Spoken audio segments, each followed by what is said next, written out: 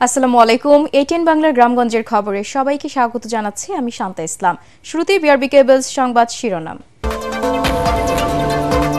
বাংলাদেশের টেকসই উন্নয়নের সব সংস্কার প্রক্রিয়ার পাশে থাকবে জাতিসংঘ। প্রধান উপদেষ্টার সাথে বৈঠকে অ্যান্তোনিও গুতেরেস। কক্সবাজারে ইফতার করবেন লাখো রোহিঙ্গার সঙ্গে। ঈদ উপলক্ষে ট্রেনের অগ্রিম টিকিট বিক্রি শুরু। আজ মিলবে পশ্চিমাঞ্চল ও পূর্বাঞ্চলের টিকিট। নো রুটে 20 দিন বন্ধ থাকবে বাল্কের চলাচল। শুনছিলেন বিআরবি কেবলস সংবাদ শিরোনাম। এবারে জানিয়ে দেব বিস্তারিত সংবাদ। বাংলাদেশের জনগণের জন্য টেকসই এবং ন্যায়সঙ্গত ভবিষ্যৎ গড়ে তুলতে চলমান সংস্কার কাজে পাশে থাকবে জাতিসংঘ। প্রধান উপদেষ্টা ডক্টর মোহাম্মদ ইউনূসের সঙ্গে বৈঠক শেষে সামাজিক যোগাযোগ মাধ্যমে এই বার্তা দেন সফররত জাতিসংঘ মহাসচিব অ্যান্তোনিও গুতেরেস। এর আগে সকালে তার সাথে বৈঠক করেছেন পররাষ্ট্র উপদেষ্টা তৌহিদ হোসেন ও প্রধান উপদেষ্টার রোহিঙ্গা বিষয়ক হাই রিপ্রেজেন্টেটিভ খলিলুর রহমান। বিস্তারিত জানাচ্ছেন একরামুল হক সায়েম। 4 দিনের সফরে আসা জাতিসংঘের মহাসচিব অ্যান্তোনিও গুতেরেস শুক্রবার সকালে প্রধান উপদেষ্টা ডক্টর মোহাম্মদ ইউনূসের সঙ্গে সাক্ষাৎ করতে যান তেজগাঁওয়ে তার কার্যালয়ে। এ সময় প্রধান উপদেষ্টা উষ্ণ অভ্যর্থনা জানান জাতিসংঘ মহাসচিবকে। পরে প্রতিনিধি দল নিয়ে ডক্টর মোহাম্মদ ইউনূসের সঙ্গে বৈঠক করেন অ্যান্তোনিও গুতেরেস। বৈঠক শেষে অন্তর্বর্তী সরকারও বাংলাদেশের জনগণের প্রতি ধন্যবাদ জানিয়ে সামাজিক যোগাযোগ মাধ্যমে বার্তা দেন গুতেরেস। বলেন, বাংলাদেশের জনগণের জন্য টেকসই এবং ন্যায়সঙ্গত ভবিষ্যৎ গড়ে তুলতে চলমান পরিবর্তন ও সংস্কার কাজে পাশে থাকবে জাতিসংঘ। এর আগে সকালে জাতিসংঘের মহাসচিব অ্যান্তোনিও গুতেরেসের সাথে বৈঠক করেন পররাষ্ট্র উপদেষ্টা তৌহিদ হোসেন ও প্রধান উপদেষ্টা রোহিঙ্গা বিষয়ক উচ্চ পর্যায়ের প্রতিনিধি খলিলুর রহমান। হোটেল ইন্টারকন্টিনেন্টালে অনুষ্ঠিত বৈঠকে রোহিঙ্গা সংকট ও মানবাধিকার বিষয় অগ্রাধিকার পায়। এছাড়া গুতেরেসের এবারের সফরে আরাকানে জাতিসংঘের ত্রাণ সহায়তায় কক্সবাজারকে ব্যবহার নিয়ে গুরুত্বপূর্ণ সিদ্ধান্ত হতে পারে বলে মনে করা হচ্ছে। একরামুল হক সায়েম, এটিএন বাংলা, ঢাকা।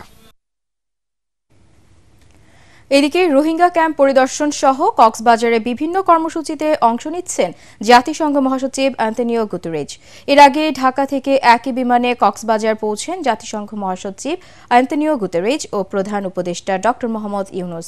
জাতিসংঘ মহাসচিবকে কক্সবাজারে স্বাগত জানান দুর্যোগ ব্যবস্থাপনা মন্ত্রণালয়ের উপদেষ্টা ফারুক আজম। এছাড়া উপদেষ্টা প্রফেসর মোহাম্মদ ইউনূস, উখিয়ার জাতিসংঘ মহাসচিব অ্যান্তোনিও গুতেরেস এবং প্রায় 1 লক্ষ রোহিঙ্গা শরণার্থীর সঙ্গে ইফতারে যোগ দেবেন। এর আগে জাতিসংঘ মহাসচিব উখিয়া রোহিঙ্গা লার্নিং সেন্টার, রোহিঙ্গাদের সাংস্কৃতিক কেন্দ্র ও পাটজাত পণ্যের উৎপাদন কেন্দ্র পরিদর্শন করবেন। পরে প্রধান উপদেষ্টা ও জাতিসংঘ মহাসচিব একসাথে ঢাকায় ফিরবেন।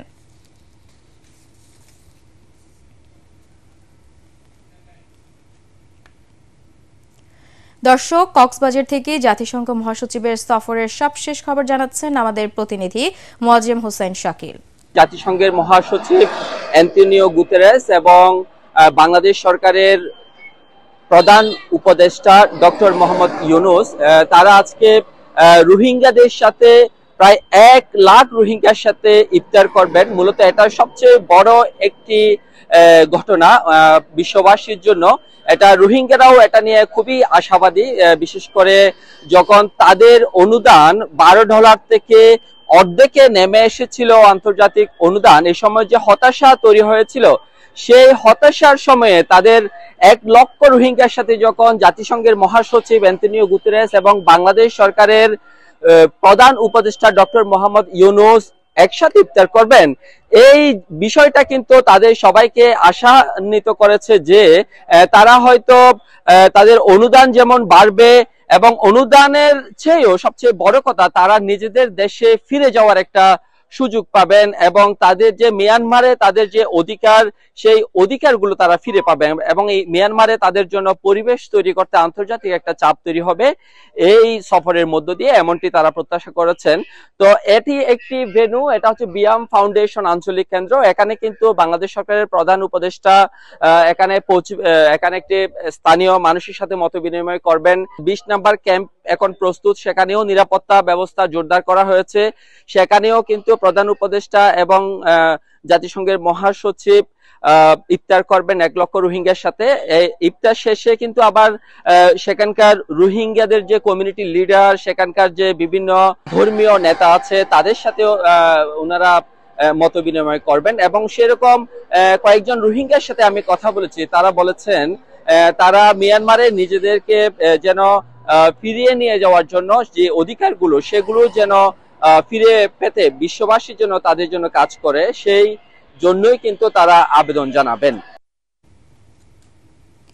কক্সবাজার পৌঁছে নির্মাণাধীন আন্তর্জাতিক বিমানবন্দরের দুটি সাইট পরিদর্শন করেছেন প্রধান উপদেষ্টা প্রফেসর মোহাম্মদ ইউনুস।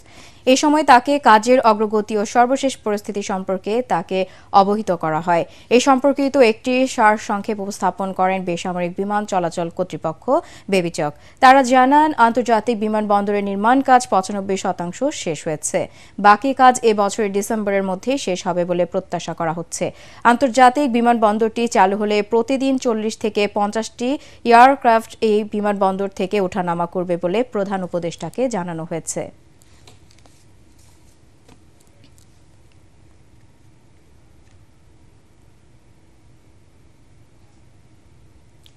পবিত্র ঈদ উল ফিতর উপলক্ষে ট্রেনের আগাম টিকিট বিক্রি শুরু হয়েছে আজ। প্রথম দিনেই আগামী ২৪ মার্চের ৮৫% অনলাইন টিকিট বিক্রি হয়ে যায় মাত্র ২ ঘণ্টাতেই। অন্যদিকে বারবার চেষ্টা করেও হতাশ হতে হয়েছে অনেক যাত্রীকে। Kamalapur railway station manager Shahadat Hossain জানান, কালোবাজারি বন্ধে এবার বাড়তি সতর্কতা নিয়েছে রেলওয়ে কর্তৃপক্ষ। অন্যের কেনা টিকিটে ভ্রমণ বন্ধে চলবে কড়া তল্লাশি। রিপোর্ট করছেন আদ্দিন সজীব। ঘরে বসেই ঈদের ট্রেনের টিকিট এখন করা যায় ঠিকই, কিন্তু তা হাতের মুঠোয় আনা দুঃসাধ্যও বটে।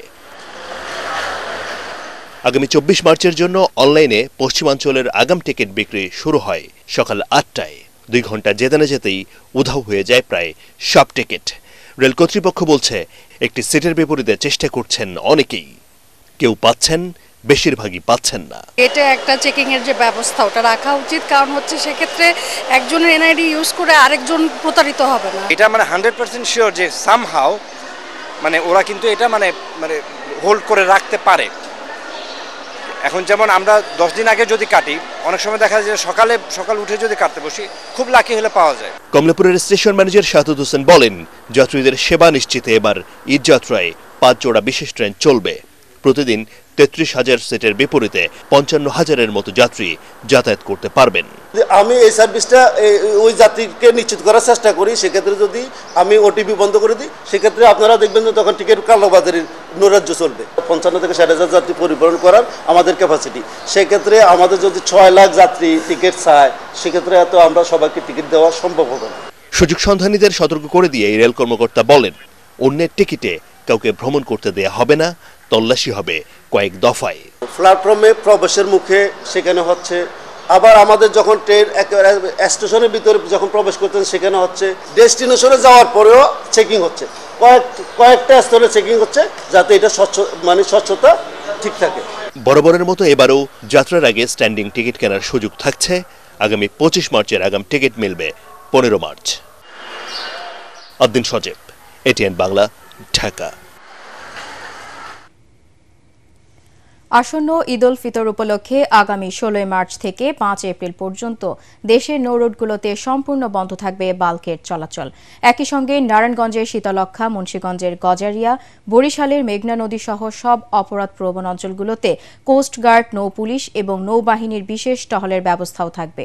বাংলাদেশ অভ্যন্তরীণ নৌ পরিবহন কর্তৃপক্ষ BIWTA ঈদে নৌপথে চলাচলে যাত্রীদের নিরাপত্তার স্বার্থে এসব সিদ্ধান্ত নেয়। এছাড়াও অতিরিক্ত যাত্রী পরিবহন নির্ধারিত ভাড়ার বেশি আদায় করলে মালিক পক্ষের বিরুদ্ধে ব্যবস্থা নেওয়া সহ লঞ্চের রুট পারমিটও বাতিল করা হবে।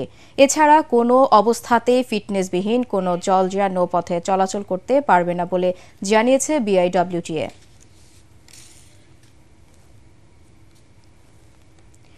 ধর্ষণের শিকার হয়ে মারা যাওয়া মাগুরার আসিয়ার বাড়িতে চলছে শোকের মাতম। পুরো এলাকা জুড়েই শোকের ছায়া নেমে এসেছে। সকাল থেকেই বিভিন্ন রাজনৈতিক সংগঠন ও ব্যক্তিরা পরিবারটির খোঁজ নিতে আসছেন। আবার দূর দূরান্ত থেকে অনেকেই আসিয়ার আত্মার মাগফিরাত কামনায় ছুটে যাচ্ছেন কবরস্থানে। এমন হৃদয় বিদারক ঘটনা আজ সারা দেশের মানুষের মনে দাগ কেটেছে। সরকারের কাছে এলাকাবাসীর দাবি, জড়িতদের দ্রুত বিচারের পাশাপাশি হতদরিদ্র এই পরিবারের পাশে দাঁড়ানোর। নাটোরের সিংড়ায় একটি প্রাইভেট কারে তল্লাশি চালিয়ে ৩৬,৯৪,০০০ টাকা উদ্ধার করেছে পুলিশ। এ সময় প্রাইভেট কারে থাকা গাইবান্ধা এলজিইডি নির্বাহী প্রকৌশলী সাবিউল ইসলামকে পুলিশ জিজ্ঞাসাবাদের জন্য হেফাজতে নেয়।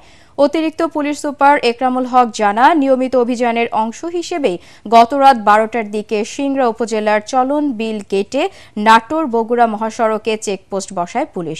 এ সময় একটি প্রাইভেট কার থামিয়ে তল্লাশিকালে গাড়ির পেছনের কয়েকটি ব্যাগে টাকাগুলো পাওয়া যায়।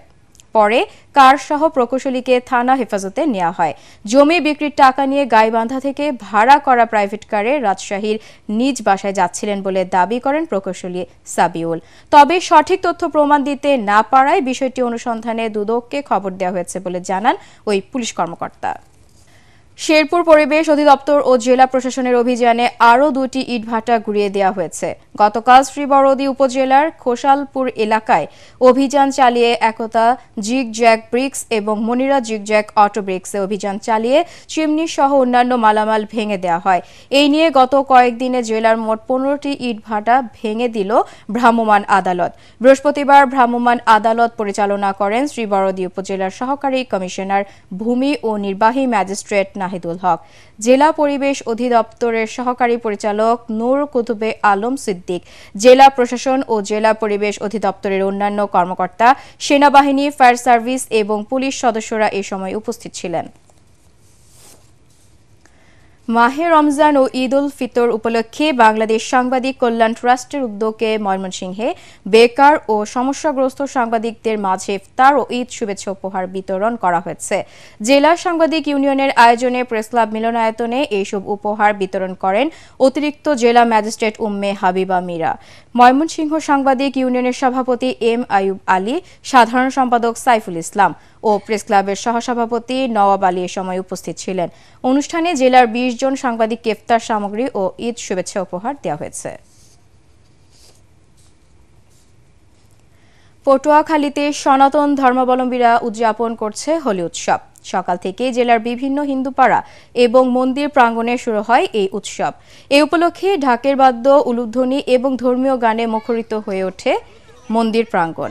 এ সময় সনাতনীরা রং দিয়ে একে অপরকে রাঙিয়ে তোলেন। বৈষ্ণব বিশ্বাস অনুযায়ী ফাল্গুনী পূর্ণিমা বা দোল পূর্ণিমার দিন বৃন্দাবনে শ্রীকৃষ্ণ আবির বা গুলাল নিয়ে রাধিকা ও অন্যান্য গোপীগণের সঙ্গে রং খেলায় মেতেছিলেন। সেই ঘটনা থেকেই দোল খেলার উৎপত্তি হয়।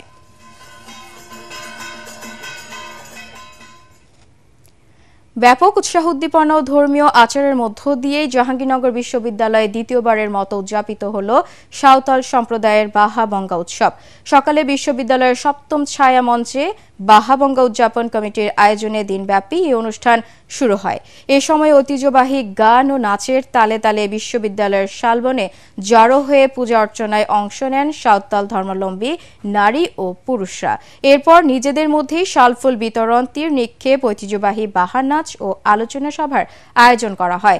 বসন্ত ঋতুতে বিশেষ করে শাল গাছে নতুন ফুল ফুটলে সাঁওতাল সম্প্রদায় এই উৎসব পালন করে।